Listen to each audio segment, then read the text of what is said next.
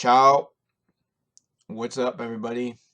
Uh, Today I come to you equipped with a topic that I probably have covered before, but it's just something that I always think about, and I always just find to be such a shame. I was just watching an artist called, I think her name is pronounced Leek, Lee. I think she's from Sweden or Finland, or one of those cold countries. She has an accent. She sings in English. It's great stuff. To me, she's really comparable to Lady Gaga. She's really. I saw one comment on one of her videos that said about how she was like Morrison. She's like Jim Morrison, except a girl. And I thought it was really wonderful stuff. And what it got me thinking about was the topic I always go back to, which is just about how so much great music comes from outside of the States. And also about how the music that was coming from the States years ago was far more aware, it seems to me at least, of the world outside of the States. And I just think that that lends an awesome vibrance to music in general. For instance, a lot of the times I'll be reading through a novel or something, or watching in a film, and what bothers me in a huge way about the grouping of a lot of the best artists, like the Doors or like Led Zeppelin or the Rolling Stones, is that I really have this belief that these groups were really wholly misinterpreted by us in a sense. Like what I don't like about what I see in novels or in films or something is how they attach and force the group to be in that one period of time and to not be allowed to escape it. Like the instant you hear the Stones referenced in a book very often, it's automatically, oh, it must be the 1970s. Um, and I don't like this. I don't think it's good when an artist is trapped in one period of time like that. I think in the past that artists were able to travel out of time like that, and I think that see, when Dylan released his book, his autobiography, he wrote at length at one point in it about how he feels like a relic from a bygone era, or how people make him feel that way, but he doesn't really feel that way. See, he's been trying to evolve with the times, um, and people won't. They never let these groups do that. That's what I think is such a shame, and I think it does go back to the country thing because it really is just us, actually, in the States, I think, in a huge way, who have done this, who have trapped these artists in that one time period and refused to let them leave. Actually, what's really ironic is that people overseas don't seem to comprehend these little distinctions that we make, and they just keep going with it. For instance, the further you go from here, like if you go, I was good friends with a kid who was living on the border, like right outside Russia, in like an old country that used to be like Soviet occupied or something. That whole mess. I'm not, it was like one of the ex-Soviet countries um, that wasn't Russia. Uh, and when I spoke with him, uh, I got the impression like he was listening to all of this American music that and he just didn't care what the culture was around it, you know what I'm saying? And that was what was so awesome about it, because a lot of the times we are obsessed with exactly where the culture was, and we can't detach the music from that. In another video what I did about Hemingway, I was talking about Ernest Hemingway, and I discussed how I found his book prior to even being aware um, of who the hell Ernest Hemingway truly was. Like I obviously knew something about him because I picked up the book and I remember I recognized the name Hemingway. But I was very young. I was ignorant of many things. And my ignorance, I think, actually led me to enjoy the book way more, which I think is ironic because now if I go to pick up a Hemingway book, there's all these categories I've thrown him in that I cannot get away from. Um, like I'm like, oh, at the time I picked it up, I really did not realize what an influential writer he was. I didn't realize that he was one of the biggest American writers from that time. Yada yada yada. I went on and on about. And I think when our art travels overseas from this country to other people, I think that it's like that was actually exactly what happened. That was the whole thing that happened with the British invasion. I think was that Americans Americans were with blues music. They're like, we can't touch this. We cannot touch this blues music because we have this terrible history here in this country with the African Americans. It's very, very controversial. It's very racist. Uh, just a really bad time happened here. Everyone knows that. So what you find a lot if you read about it is that Americans were like, "Oh, we're not going to listen to that blues music. We're not going to listen to that." And the blues artists like Muddy Waters and Robert Johnson and Lightning Hopkins and all these folks, all these guys. And actually, it was a black blues guy who did the harmonica holder thing that Dylan later did and made famous. It was a black blues guy who did that first in total obscurity. You know what I'm saying? Nobody even paid attention to him because the blues music at that time, and but I don't think most Americans even realize this now, but the blues music at that time, prior to the Rolling Stones adopting it, prior to the Beatles adopting it, prior to Chuck Berry and all that, the blues music was really a thing that was totally marginalized. So it would seem to me after reading it, the story of it, and it was just basically a thing in the black community, and white Americans were just totally ignoring it, just like they have ignored many, many other things that have happened in this country. Uh, and right under their nose. They didn't even look. They didn't even look. But what happened was when those blues records managed to reach England, post World War II England in ruins, like if you open Keith Richards' novel, it opens up. Well, it opens up in Alabama or Arkansas or somewhere like that, but then it shows you how he's growing up in post-World War II, a devastated, in ruins England. And recently he came out with a documentary where he goes over it again. It's called Under the Influence. I watched about 30 minutes of it on Netflix, and then I realized that he was just telling the same story he told in the book, so I shut it off. But it was still pretty good.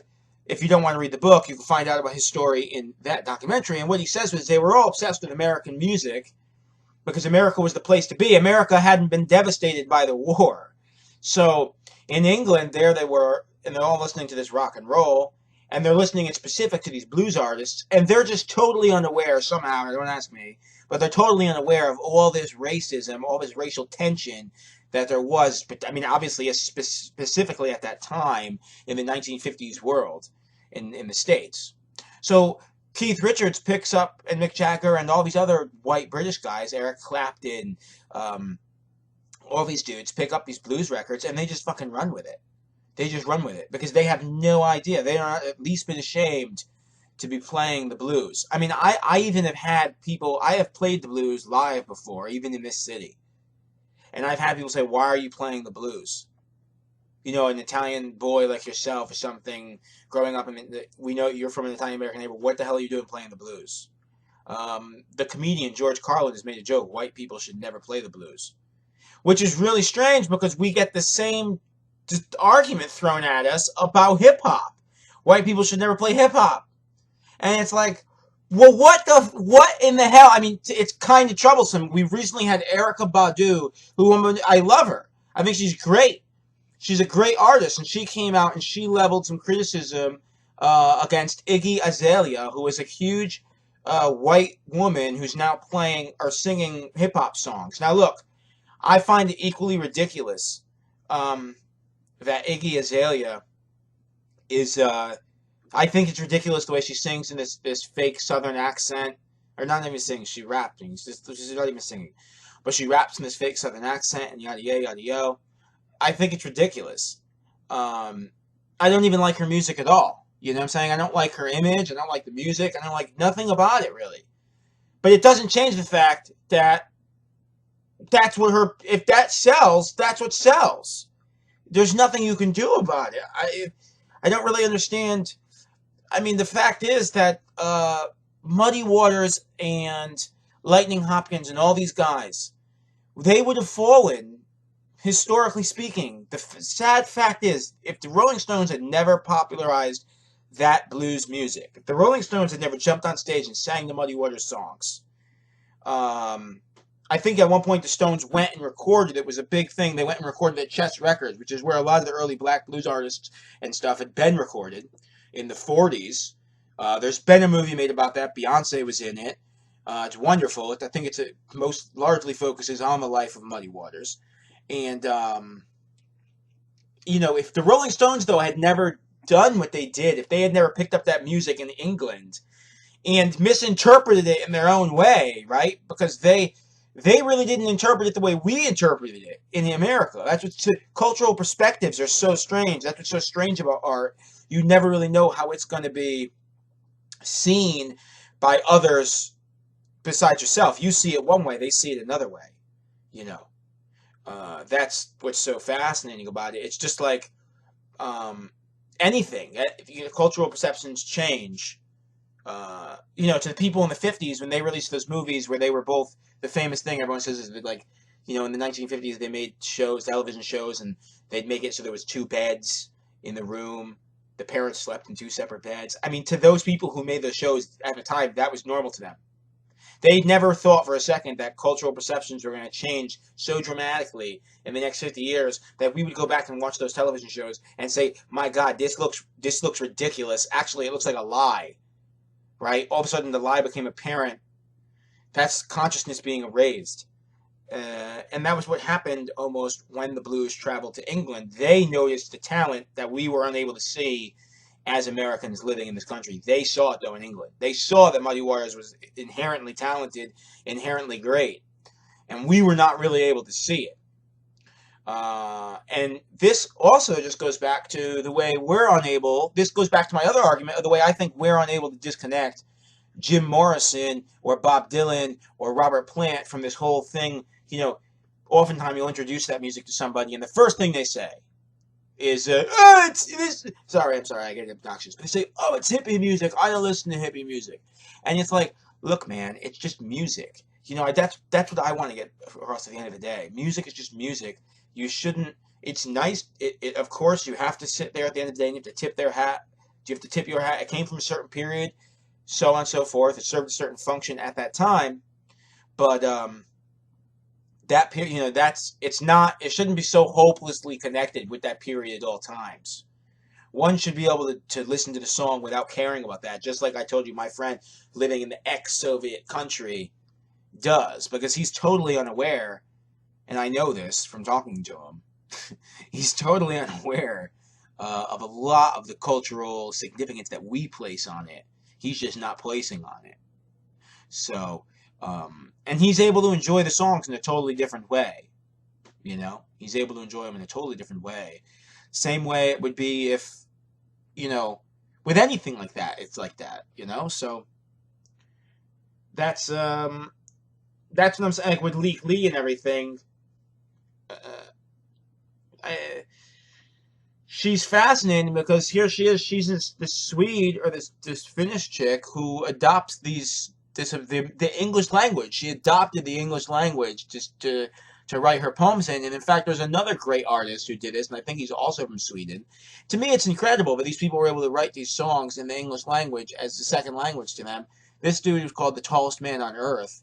He was quite an influence for me as well. And what I did find interesting, see, the first time I started to realize that this music was all very popular and being interpreted totally differently overseas was when I started really looking into, this was years ago now, but I started looking into the tour schedules that an artist like Dylan or Springsteen went on. And I started to see that there was it never really occurred to me that they toured overseas too often. I thought they just went through the States. You know what I'm saying? When I first started listening to them, that was my ignorance.